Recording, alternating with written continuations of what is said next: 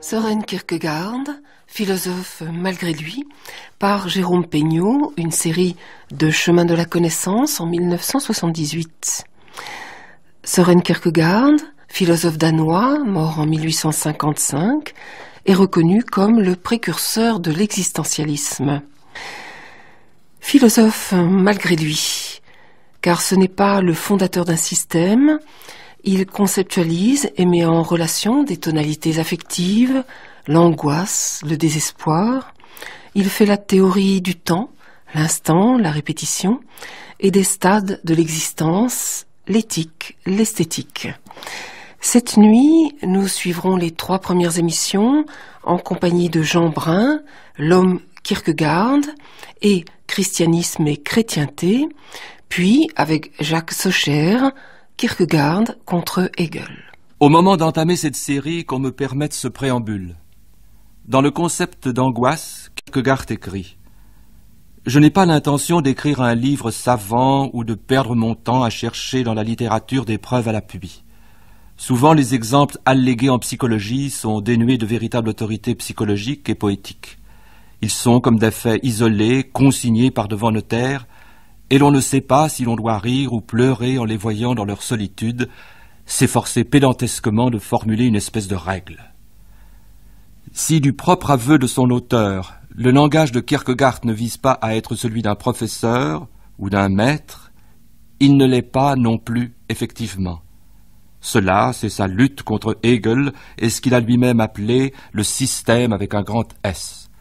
Ce point, nous le traiterons avec un soin particulier car il est fondamental. Pour le moment, je ne voulais dire que ceci, que Kierkegaard est un philosophe précisément parce qu'il n'en est pas un.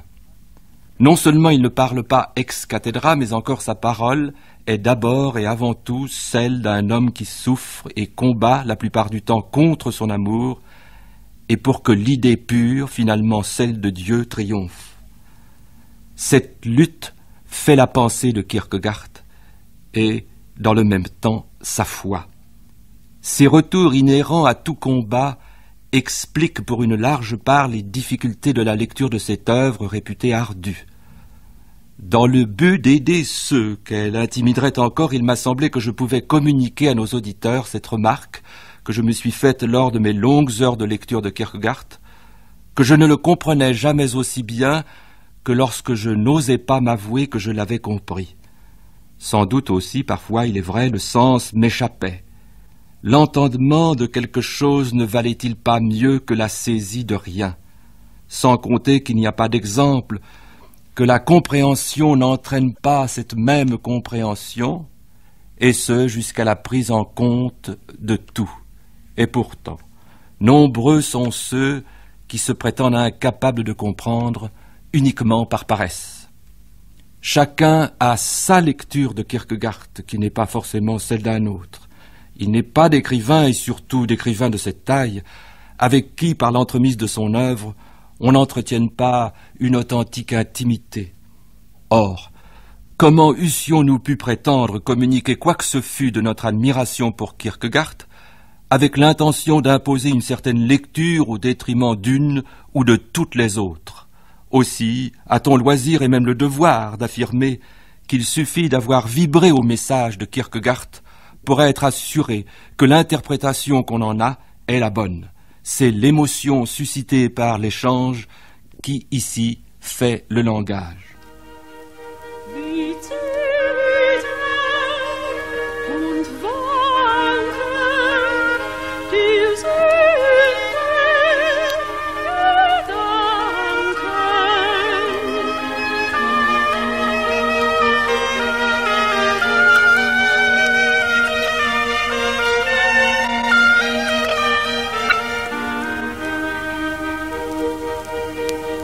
zählt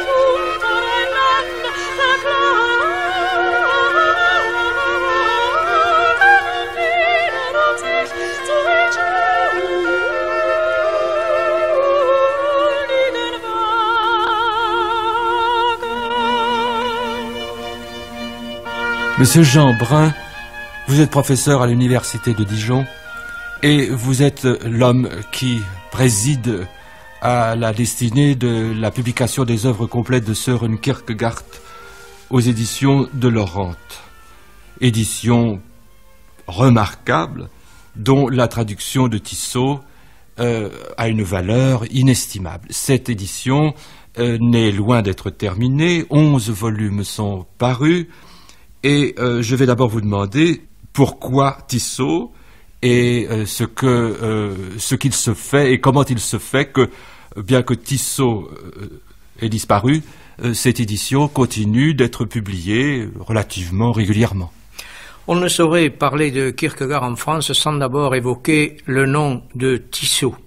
C'est lui qui a fait connaître Kierkegaard en France, qui l'a traduit, qui a peiné, qui a consacré toute sa vie à Kierkegaard, et devant les pires difficultés. Aujourd'hui, son œuvre voit enfin le jour. Elle voit le jour grâce tout d'abord à un mécénat privé, celui de Madame Boudet, qui a financièrement aidé et intellectuellement aussi à la publication des 10 premiers volumes, et aujourd'hui la relève est prise par le gouvernement danois qu'il faut remercier.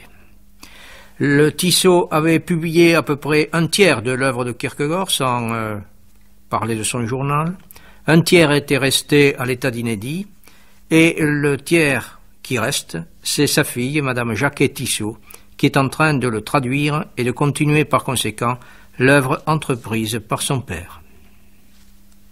À propos de Jean Wahl, qui lui aussi est connu pour ses études kierkegaardiennes, à propos de Jean Wahl, Lévinas dit « Jean Wahl, l'historien le plus complet, le plus pénétrant et le plus philosophique de Kierkegaard ». Il faut dire que Wahl, qui a travaillé d'ailleurs en amitié avec Tissot, est celui grâce à qui la pensée de Kierkegaard est entrée, sinon dans l'université française, du moins dans le public philosophique. Et là aussi, il faut rendre un vibrant hommage à sa mémoire. Nous allons donc consacrer cette première émission à une biographie de Kierkegaard.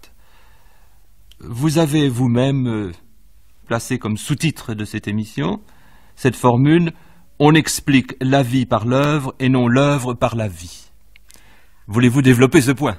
Kierkegaard est un penseur passionné qui a donc eu une vie, une biographie qui ne se confond nullement avec sa bibliographie. Et dans cette vie, le personnage du père, celui de Régine Olsen, tiennent une place exceptionnelle. Le malheur, c'est que immédiatement, les disséqueurs, les psychanalystes et autres éléphants qui foncent dans les magasins de porcelaine voient dans Kierkegaard un cas qu'il faudrait expliquer psychologiquement, peut-être même physiologiquement, alors que Kierkegaard n'est pas un cas, mais qu'il est l'exception. Par conséquent, s'il est absolument indispensable de parler de sa vie, parce que Kierkegaard a une biographie, eh bien, il faut, en tout cas, se garder du pittoresque. Et puis, il faut bien comprendre que cette vie a des secrets dont Kierkegaard lui-même nous dit qu'ils ne nous seront jamais révélés. Vous faites allusion sans doute à la relation avec le père. Non seulement la relation avec le père, mais aussi la relation avec Régine, et aussi la relation complètement occultée avec la mère, car Kierkegaard ne parle jamais de sa mère. Le jour des obsèques de celle-ci, il n'en fait même pas mention dans son journal. Je crois par conséquent qu'il faut, bien sûr, le resituer dans son temps, dans son époque, dans sa famille, de façon à comprendre le milieu dans lequel il vivait, mais à condition, bien entendu, et je me permets d'insister encore, de ne pas le réduire à un pur produit de ce milieu.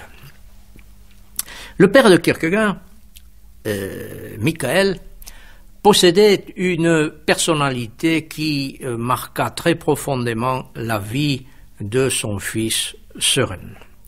Il appartenait à une famille de 9 enfants et berger, il gardait les moutons dans la lande du Jutland.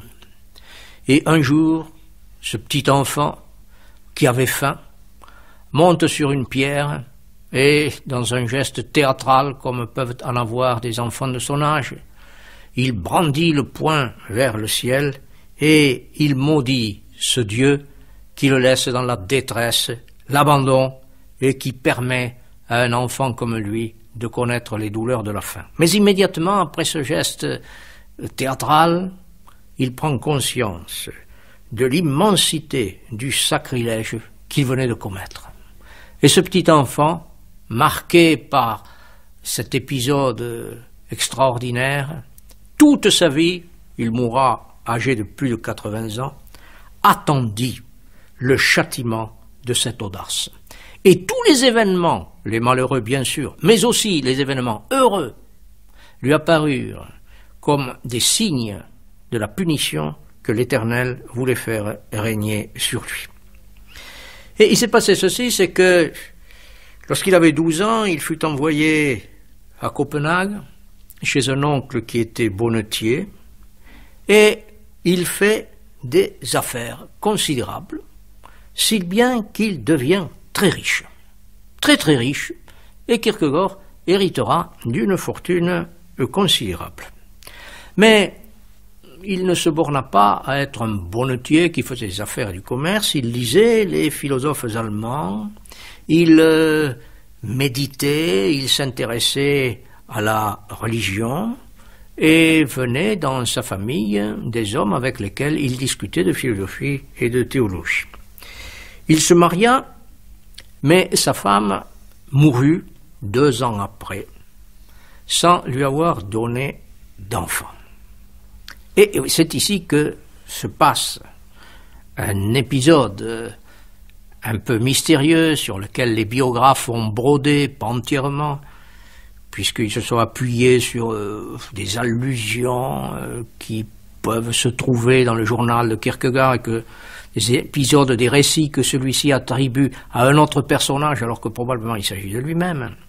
Bref, peu après son veuvage, le père épouse une jeune fille qui avait servi chez lui comme bonne du vivant de sa femme.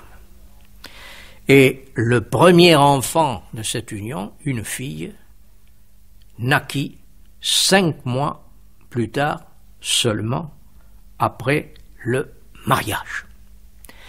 Inutile de dire que dans une société très rigoriste, les gens avaient compté le délai peu réglementaire qui s'était écoulé, et on se demande, c'est Hollenberg, un très bon biographe danois de Kierkegaard, qui fait cette supposition, mais qui n'est pas entièrement gratuite, si les relations sexuelles du père avec la servante n'avaient pas commencé par un viol.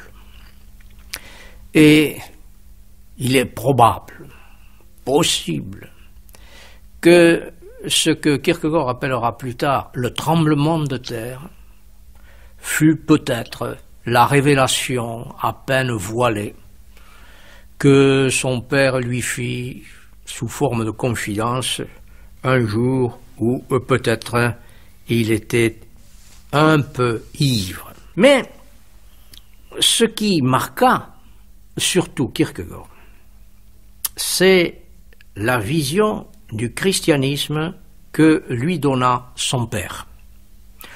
On peut voir le christianisme de bien des manières différentes. La religion du Dieu justicier qui punit jusqu'à la 100e génération, la religion du sourire, Marie, de la grâce, ou, et c'est la vision que le Fils en donna au Père, une vision tragique. Le Père donna, et cela marqua Kierkegaard pour toute sa vie, à son Fils, la vision du Christ ensanglanté, seul sur le Golgotha, abandonné de tous, percé par la lance, l'éponge de vinaigre, la couronne d'épines, et hurlant « Mon Dieu, pourquoi m'as-tu abandonné ?» Et Kierkegaard, toute sa vie, pensera qu'il n'y a de vérité que les vérités tragiques. Par conséquent, ce jeune Søren, au fond, n'eut pas d'enfance. Et à l'âge où les garçons jouent aux billes, à saute-mouton, aux gendarmes et aux voleurs, que sais-je, le père disait à son fils cette parole tragique qui devait le marquer: « Pauvre enfant, tu vas dans un tranquille désespoir. » Et en outre, le père qui était riche avait pensé que Dieu lui avait donné la fortune pour le laisser choir de plus haut. Il croyait, et il avait fait partager cette conviction à ses enfants, qu'il les verrait tous mourir les uns après les autres. Il faut dire qu'il en avait vu mourir un certain nombre en bas âge, mais il pensait que tous mourraient, qu'il les enterrerait tous, que ce serait là le châtiment de la faute de sa jeunesse. Et Kierkegaard partageait ce point de vue, si bien que lorsque son père mourut et qu'il lui survécut, il alla même jusqu'à penser que, puisque croyait-il, il ne dépasserait pas l'âge de 30 ans environ, qu'il y avait une erreur dans sa date de naissance, et il publia son premier texte sous ce titre bizarre, si on n'en connaît pas la raison, « Papier d'un homme encore en vie ». Kierkegaard était absolument stupéfait d'avoir survécu à son père. Voilà le premier personnage qui a marqué d'une façon très forte la vie et la pensée de Kierkegaard. Et d'ailleurs, lorsque le père meurt, Kierkegaard écrit dans son journal qu'il y a là, pour lui, un événement bouleversant qui va le marquer à jamais. Après cette relation au père, pouvez-vous nous donner à gros traits une idée de la relation si importante avec Régine Olsen et la rupture avec Régine? Voilà, nous trouvons là en présence un épisode absolument essentiel de la vie de Kierkegaard. Kierkegaard avait mené pendant un certain temps une joyeuse vie d'étudiant, à tel point que le père avait dû lui couper les vivres. Et voici que, un jour, il rencontre une jeune fille, Régine Olsen, qui était la fille d'un conseiller d'État. Elle avait à peine 14 ans et il en avait 25. Il s'éprend d'elle tout de suite. Et la jeune fille est impressionnée par ce brillant causeur. Et petit à petit, les fiançailles sont célébrées et voici que Kierkegaard pense peut-être pendant un certain temps qu'il va épouser Régine. Il se fiance officiellement en 1840. Et pendant ce temps, il terminait sa thèse de doctorat sur le concept d'ironie. Et puis, Kierkegaard renvoie brusquement à Régine Olsen l'anneau de fiançailles en l'accompagnant de ces mots: « Pour ne plus renouveler les essais de ce qui doit pourtant arriver, et de ce qui, une fois arrivé, donnera les forces nécessaires. Que ce soit donc chose faite, oublie surtout l'auteur de ces lignes, pardonne à un homme qui, bien qu'il pût beaucoup, n'a cependant pas été capable de rendre heureuse une jeune fille. » Je passe sur les différents épisodes. Régine, bouleversée, lui dit qu'elle va mourir. Kierkegaard reprend les relations, non pas pour les reprendre, mais pour les espacer de façon continue vers une rupture définitive, petit à petit, et non pas de façon brutale. Et finalement, il rompt avec Régine. Or, il ne cessa jamais de l'aimer.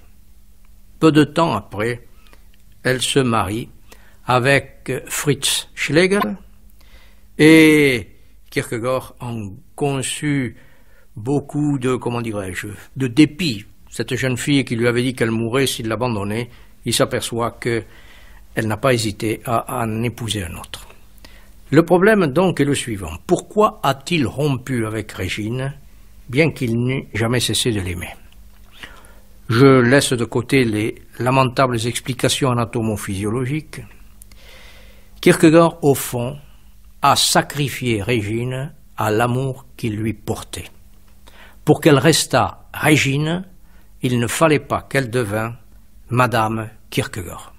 En devenant Madame Kierkegaard, elle serait entrée dans le concept général de la femme mariée, ayant des enfants, etc., etc. Et d'ailleurs, Kierkegaard le dit d'une façon assez brutale lorsqu'il écrit au mari de Régine, « Oui, bien sûr, elle est devenue Madame Schlegel, mais pour l'histoire et pour l'éternité, elle sera toujours la fiancée de Søren Kierkegaard. » Et au fond, il ne s'était pas trompé. Et il y a quelque chose d'émouvant de voir dans le cimetière danois où se trouve enterré Kierkegaard, la tombe de Régine qui repose avec son mari, qui est séparée de celle de Kierkegaard d'à peine 7 ou 8 mètres. Peu de distance pour deux vies qui n'ont cessé d'aller en divergent. Il a toujours pensé à elle. Et dans les œuvres qu'il a écrites, par allusion ou de manière directe, il ne cesse de la citer.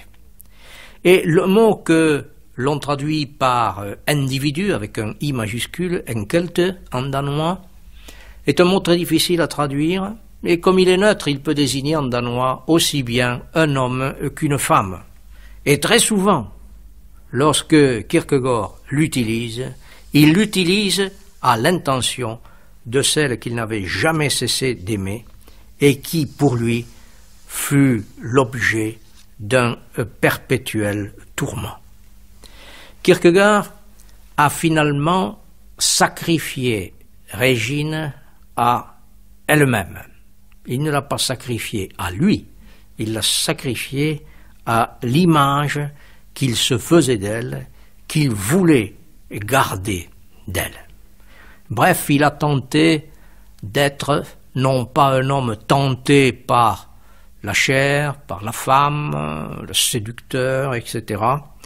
Il a voulu être le chevalier de la foi. C'est la raison pour laquelle, dans la répétition, il dit qu'il appartient à l'idée et que lorsqu'il rentre chez lui, personne ne l'attend pour déjeuner, personne ne l'attend pour le repas du soir. À l'appel de l'idée, dit-il, je laisse tout, ou plutôt je n'ai rien à laisser, je ne déçois personne, je n'attriste personne. Quand je rentre chez moi, personne ne lit sur mes traits, personne ne scrute ma physionomie, personne n'arrache à mon être une explication. Et Kierkegaard a voulu par conséquent être celui qui vivait pour l'idée, c'est-à-dire pour le christianisme. Kierkegaard n'a jamais été un homme qui ait cherché dans le christianisme des apaisements pour connaître une vie calme et paisible. C'est celui qui a compris que le christianisme mettait dans le cœur de l'homme la torture et la douleur, parce qu'il n'y a de vérité que la vérité qui souffre. C'est pourquoi Kierkegaard n'a jamais pris le mal pour une simple maladie auquel on pourrait apporter des thérapeutiques d'ordre psychologique, psychanalytique, politique, sociologique. Pour lui, le mal était radical et c'est la raison pour laquelle, à ses yeux, l'homme face à Dieu a toujours tort. Ces funérailles furent l'occasion d'un petit scandale assez significatif, en ce sens que son neveu, Lund, protesta contre les funérailles officielles religieuses qui avaient été faites, car il rappela que son oncle avait été toujours en révolte, non pas contre le christianisme, mais contre la chrétienté et contre l'Église d'État. Et sur cette petite tombe danoise qui reste dans un cimetière de Copenhague, on peut imaginer avec émotion devant cette tombe cette cérémonie à l'occasion de laquelle un dernier hommage fut rendu à Kierkegaard. Ainsi, je crois qu'il ne faut pas faire de Kierkegaard l'ancêtre de quelques mouvements et quelques modes éphémères, je pense surtout à l'existentialisme. Kierkegaard fut non pas un maître transmettant un savoir, mais ce fut un témoin qui n'a cherché qu'une chose, nous poser des questions, nous montrer que l'existence est un cri qui passe, mais qu'elle est aussi une douleur qui reste et qui ne fait que recommencer.